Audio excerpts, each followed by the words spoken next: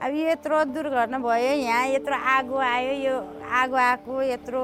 आवाज त्यो आवाजहरू यत्रो आगो लागि भयो धुवाको मुस्ला आयो अहिले पनि प्लेनको आवाजहरू आउँदा अलि मन झस्सँग भरे झस्किराखेको हुन्छ यस्तो भएको चाहिँ सिधै खै मेरो आँखा चिम्बो गर्यो त्यही झाजको झल्को आउँछ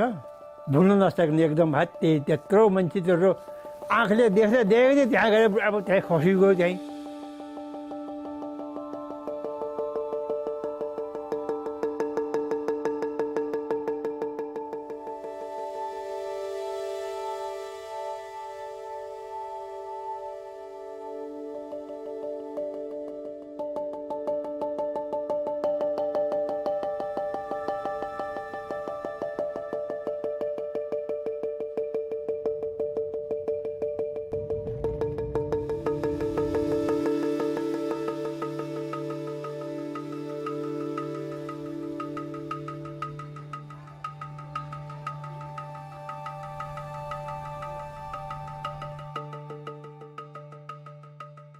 सके नदी त्यो पारी जम्मा त्यो सामान झिकेर राखेको अरे त्यही खोल्छ त्यही नै भयो नदी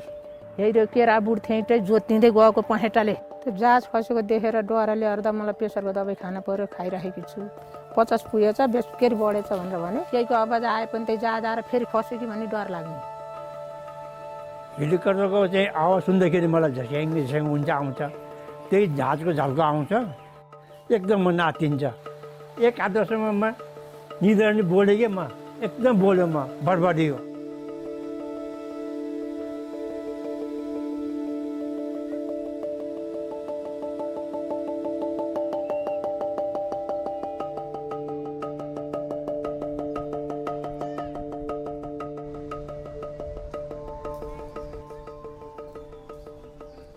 त्यत्रो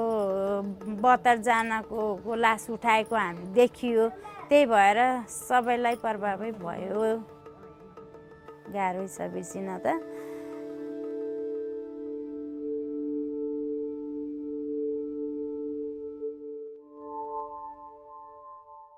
त्यो पोस्ट ट्रमेटिक स्ट्रेस डिसअर्डर भनेको चाहिँ के हुन्छ भने त्यो सिचुएसन त्यही घटनाहरू नै बारम्बार आफ्नो दिमागमा इमेजहरू पिक्चरहरू जस्तो आइराख्ने प्लेनहरू चढ्न डराउने हैन भोलिपल्टदेखि चाहिँ एयरपोर्ट नजिकै जान पनि डराउने ठुलो आवाज आउँदाखेरि तर्सित रहेन त्यस्तो खालको सिम्टम्सहरू जुन चाहिँ एकदम डिस्टर्ब गरिरहेको हुन्छ तर केही गरेर पनि यो समस्याहरू सुल्झिरहेको छैन आफ्नो तरिकाले गर्न सकिरहेको छैन र बढ्दै गएर चाहिँ सबै चिजमा एफेक्ट गर्न थाल्यो र क्वालिटी अफ लाइफ डाउन गर्न थाल्यो भने चाहिँ त्यसपछि चाहिँ प्रोफेसनल हेल्पहरूको चाहिँ मद्दत लिनुपर्ने हुन्छ जस्तै साइकोलोजिस्टहरू भयो परामर्शदाताहरू प्लस साइकेट्रिस्टहरू त्यस्तो अवस्थामा चाहिँ औषधिहरूको प्रयोग पनि गर्नुपर्ने हुन्छ